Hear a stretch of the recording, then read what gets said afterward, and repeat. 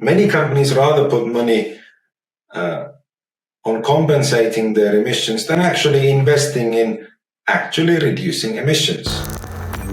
Hi there. Welcome to the Circumcenter, a series of stimulating dialogues on the circular economy. Today's topic is circularity in the packaging industry. 17% of all waste produced globally is paper and cardboard. This is the second largest polluter after food and biological waste. Waste. Sheer, needless, unforgivable waste. And 12% of all worldwide waste fully or partially comprises plastic packaging. For instance, the Great Pacific Garbage Patch, which mainly contains plastic packaging and similar trash. Packaging waste poses a serious threat to our environment and is slowly getting more public attention. From June, it will ban single-use plastics. Recycling more of our waste. But is it enough? What can brands and businesses do to adopt circular packaging principles? Meet Jonne Hellgren. Jonne was tired of writing sustainability reports that were never implemented, so he decided to get involved in something more concrete and co-founded RePack. RePack is a global reusable packaging service trusted by more than 200 companies that can be conveniently and quickly returned and reused. Let's hear it from Jonne about how he got involved with the circular economy and the future of circular packaging. Hi Jonne, welcome to the Circumcenter. We're starting with the first circle of our conversation, which is your personal life. And I'm going to start with the question, how did your life lead to becoming a sustainability entrepreneur? I think this will go back to a little over 20 years when I decided to move abroad to the UK and study there. Spent about 5 years in the UK studying and working and eventually decided to move back to Finland, but at least 20 years ago, like foreign degrees from foreign universities were not considered as high quality as the Finnish ones. Also lacking work experience from Finnish companies was not an advantage. Not having any network really to tap into. So I think I was kind of an unhireable, unemployable. Ended up starting a sustainability consultancy together with a British company based in Oxford who were doing carbon footprinting, ecological footprinting, life cycle analysis. And I thought these type of services should have demand in the Finnish industries as well. That is how my entrepreneurial life started, kind of forced. I had that company for about 5-6 years, but then I got a bit tired of just calculating stuff and writing reports that resulted into nothing actionable, nothing concrete. It was just a PDF for a company if it led to any action. You mentioned that you were complaining about the world. At one point, you decided to stop gripping and start doing something. How did you choose to take action? Part of me has always been kind of interested in the society that we live in. What kind of society do we live in? How can I influence that? Be it with my actions or how I spend money or time. And I think there are too many things in the world at the moment that are not right. And I do complain about them a lot. Just by accident, I met up with 2 industrial designers who also had a bit of a crisis in their working identity. They thought that world is full of crap products already, so there is no need to design anymore. We ended up starting a design agency that combined life cycle analysis with industrial design, so that you could actually design new products and solutions that are proven to be more sustainable than the existing ones. Be it what material is used, how it's manufactured, where it's manufactured, what kind of CO2 emissions it has on a systemic level and so forth. During the first year in that company, we ended up, or the inventor really, Juha, he ended up inventing RePack, which then became the main product or the only product of the company, but to begin with was a side project stupid idea on a wall like that for many evenings where we're just drinking beer and drawing it like, how would this work? Now we're moving into the second circle of our conversation, which is going to focus on your business and the industry. And I'm going to start the obvious question. How was RePack born? So when we had started this sustainable design agency, we ended up working a lot with logistics companies. And one particular was the Finnish post office. So we spent a lot of time in the warehouses of the Finnish post office and kind of saw the rise of e-commerce and all the packaging that came with it. Our inventor Juha, he just said that why could we not apply the bottle return system into other like e-commerce packaging? And me and my colleague Petri, we were saying this like, yes, stupid idea. We have a good project here, why don't we just focus on that one? Let's not go crazy, start chasing something that is just impossible to do. But he wouldn't shut up. So months went by, keep on talking about this, how would it be? And eventually we started drawing that, like what would the packaging be like? What would be the business model? And that took about a year. Kind of it just grew stronger that, yeah, I mean, there should be a deposit model and returnable packaging because e-commerce will be part of our daily lives. And then we had our first packaging that was actually a cardboard box. I think I may have one here still, which looked like this one. Wasn't black yet, but this was delivered, something was delivered to a consumer in a returnable packaging. But it was made of cardboard, so this happened. It just wasn't durable enough, and we thought that we'd spend so much time on that one, and the packaging just doesn't work. What's the point? It's too difficult. But luckily we had asked feedback from the users, and an average rating from their user RePack experience was 9.5 out of 10. We found a concept that people love. Okay, the product doesn't work. We can improve that. After all, we were a design agency, so. But the concept simply had something that resonated. We came up with product line that actually works and on a global scale. That is the most efficient way of using our resources on this infinite planet. So when it comes to packaging, so that model should be applied in other forms of packaging all around the world. Deserves to be. What is your view on carbon offsetting and carbon compensation that the companies do? I don't like this topic. Carbon offsetting, carbon neutrality, carbon whitewashing, whatever it could be called. Many companies have budgets reserved to offset their emissions, and these budgets, while they mean well, of course, but that's money out from the budgets to actually do something about it. Reduce emissions rather than compensate. We can't compensate.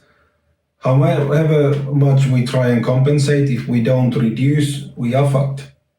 Climate change is totally out of control, if not already, but anytime soon, unless we really do drastically reduce the greenhouse gases that we produce. Any compensation, it just won't be quick enough and effective enough to stop the globe from heating.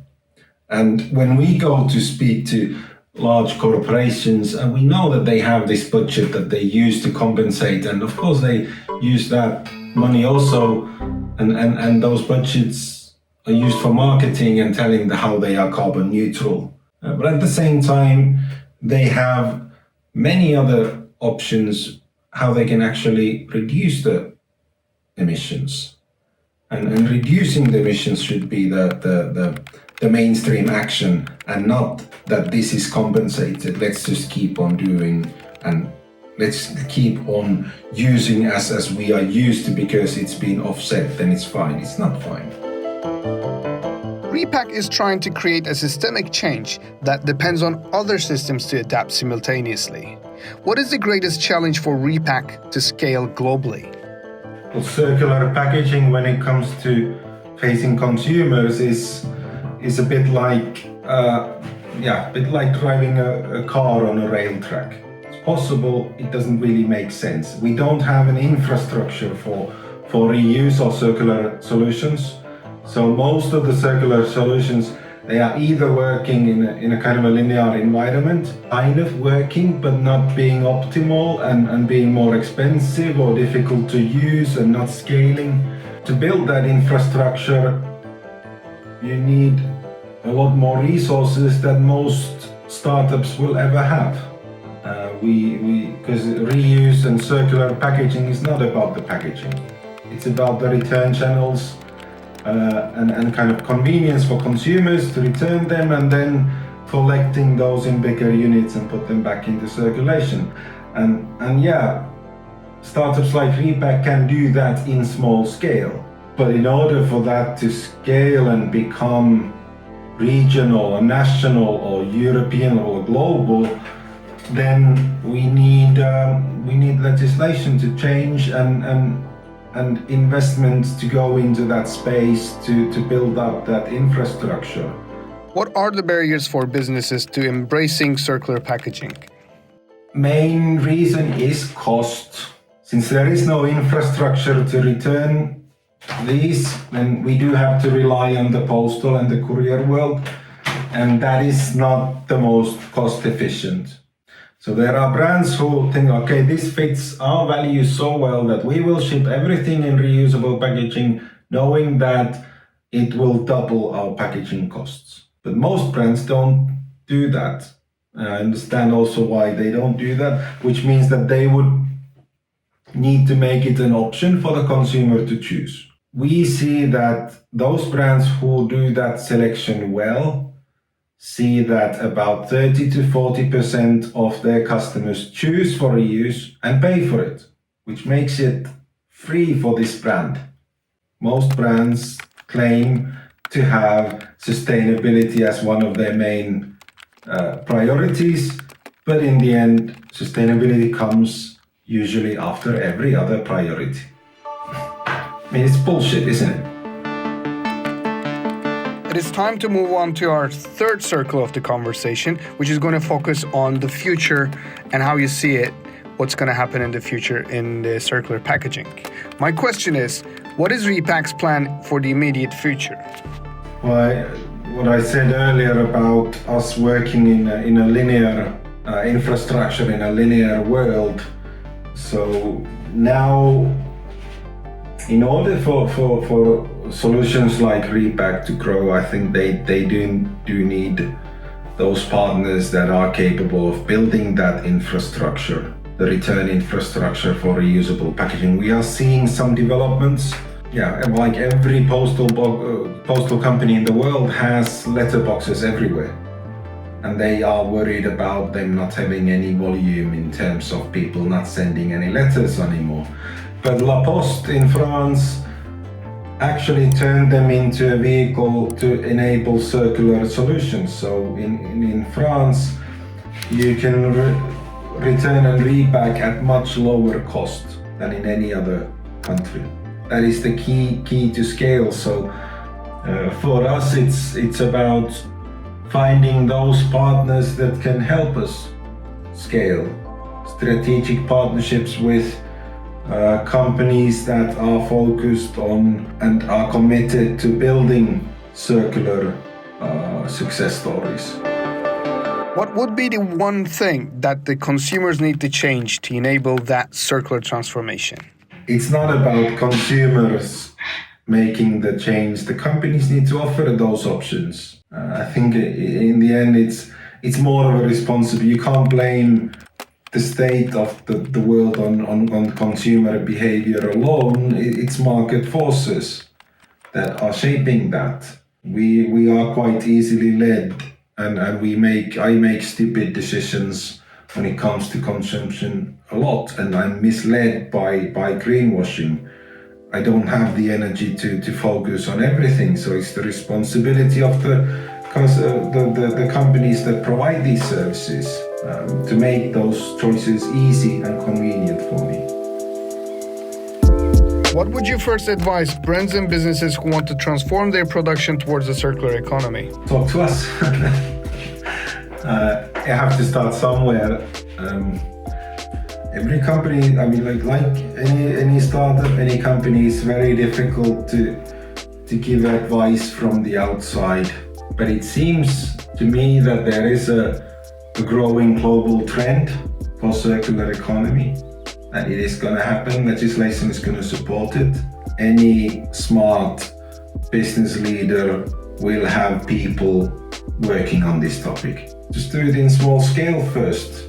I mean, RePack really didn't make sense in the beginning with the unit costs that we had. And if we'd been part of a bigger company, some controller would have killed our project immediately. So there has to be some kind of flexibility and certain maybe low expectations to begin with what can be reached with innovation in circularity, because you will build knowledge and understanding only by testing. PowerPoint presentations or reading about it only brings you to some level of understanding, and then that multiplied by actually doing some tests and developments of your own. Thank you, Jonne. It's such a pleasure to host you. We learned a lot about carbon offsetting, circular packaging, and the challenges in front of us to make this a global business model. We hope other systems could start adapting soon so that we can challenge the whole packaging industry. Thank you. Thank you. My pleasure. Thank you for watching. We hope this conversation inspired you to start your circularity journey today. So please subscribe to our YouTube channel and hit the bell button not to miss the future dialogues with passionate leaders in the circular economy. If you enjoyed this conversation, you could listen to the whole interview on Spotify or Apple Podcasts from the link below. See you at the next Circumcenter episode, discovering the center of your decisions.